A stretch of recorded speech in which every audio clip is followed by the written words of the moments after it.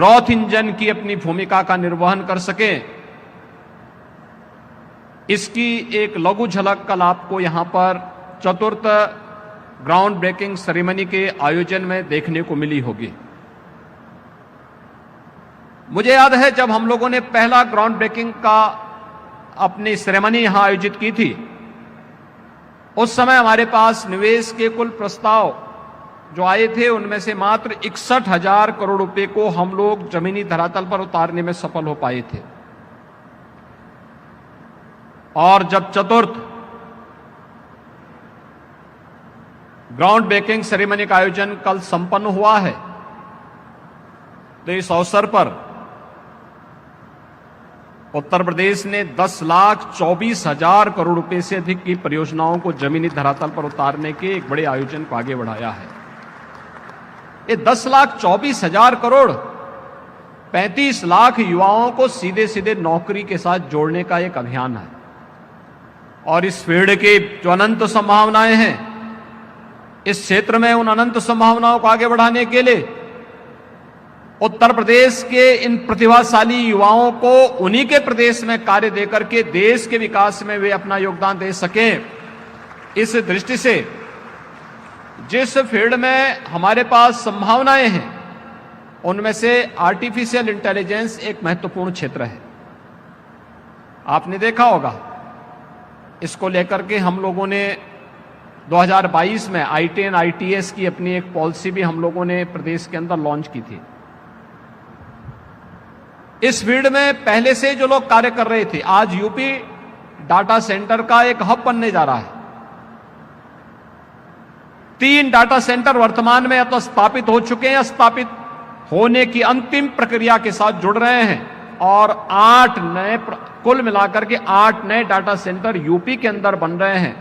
उत्तर प्रदेश के अंदर जहां पर कभी इस प्रकार की संभावना नहीं थी, आज वह यूपी के अंदर संभव हो पा रहा है।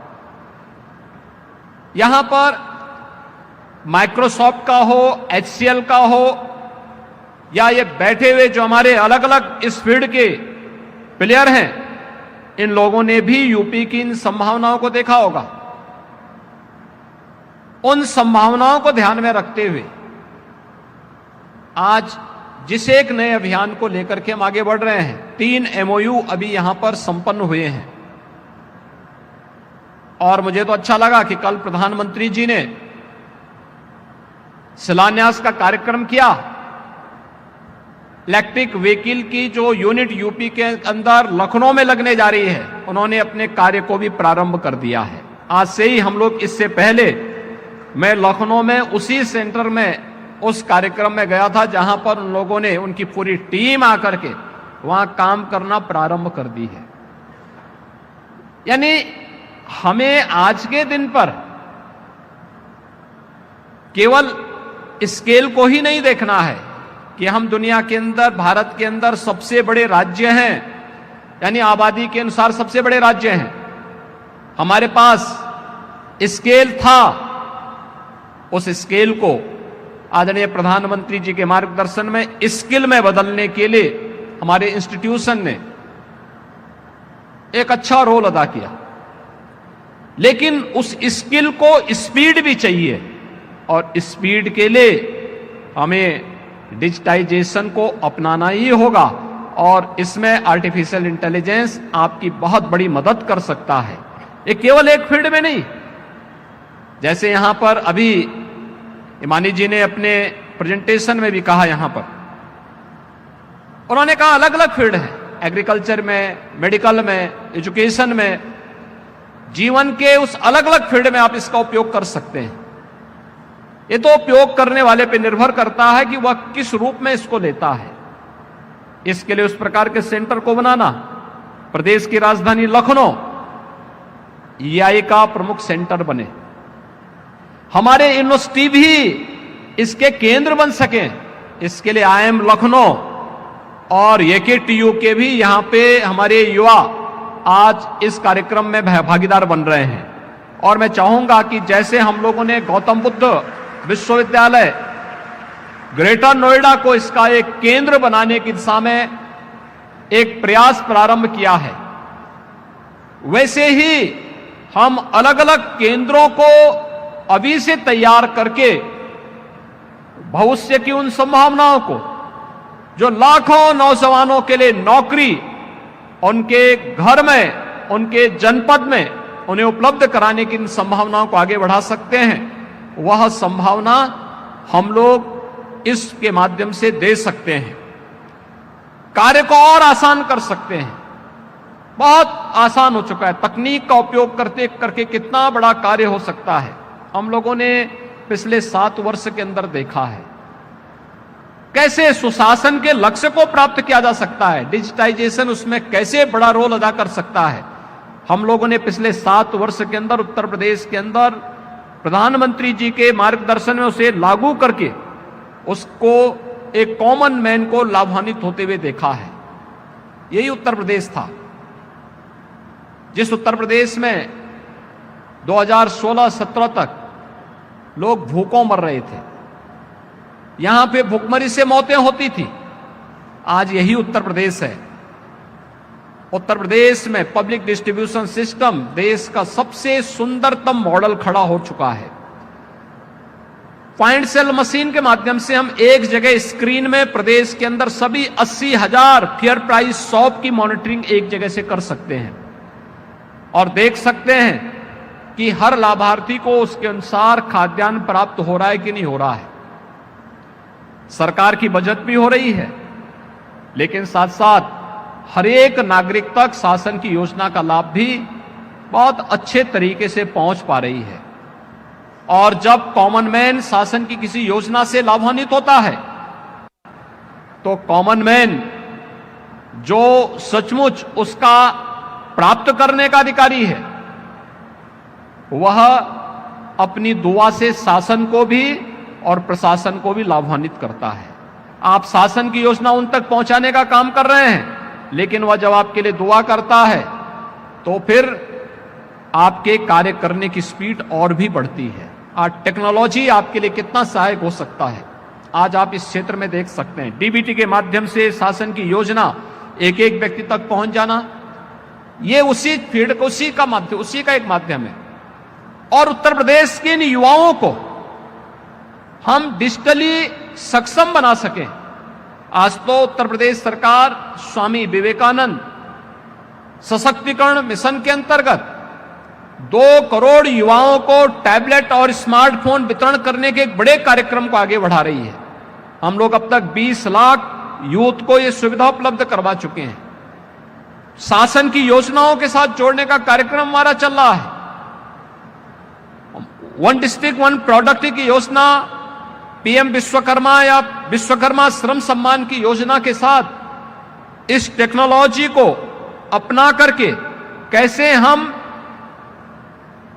इसकी ग्रेडिंग बढ़ा सकते हैं, इसको और भी आगे बढ़ाने की प्रक्रिया का हिस्सा कैसे बना सकते हैं, यह आज देखने की आवश्यकता है।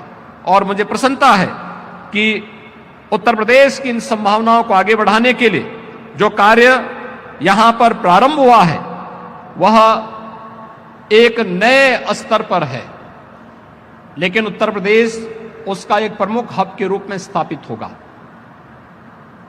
आपने देखा होगा पिछले 7 वर्ष के अंदर उत्तर प्रदेश के अंदर, जिस उत्तर प्रदेश में पहले निवेश कोई नहीं करता था, आज मोबाइल मैन्युफैक्चरिंग का एक सबसे बड़े देश के केंद्र के रूप में उत्तर प्रदेश उभरा है। आज यहां पर इस फील्ड में उसके कंपोनेंट बनाने के कार्य तेजी के साथ यूपी के अंदर इस प्रकार का निवेश आया है। हर एक फील्ड में उत्तर प्रदेश ने जो नए लक्ष्य तय किए हैं, इन लक्ष्यों को प्राप्त करने की दिशा में हम आगे बढ़ेंगे।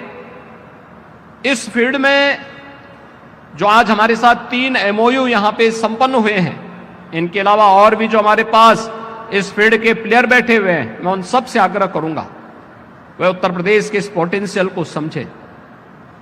उत्तर प्रदेश में आज इस बात को कहता हूं, जो उत्तर प्रदेश में आज निवेश नहीं कराएगा, करेगा, कल वो पछताएगा कि देखिए साहब हमने नहीं किया, हम पीछे रह गए। जैसे समय के अनुरूप अगर हम नहीं चल पाएंगे तो हम पछताते हैं कि हमने समय पे निर्णय लिया होता तो हमारा राज्य भी वहां होता। और मुझे लगता है कि निवेशकों के लिए भी यह एक सही बैठता है कि वे भी अगर समय से ये निर्णय नहीं लेंगे कि जो पॉलिसीज आई हैं, इन पॉलिसीज का लाभ समयबद्ध तरीके से लेकर के अगर आप निवेश नहीं कर पाएंगे तो जो निवेशक होगा वह लाभान्वित होगा, प्रदेश की जनता भी लाभान्वित होगी, लेकिन जो छूट जाएगा उसके सामने पश्चाताप की सिवाय और कुछ नहीं होगा, क्योंकि उस समय वह कहेगा कि साहब हम भी उस समय अगर निर्णय लिए होते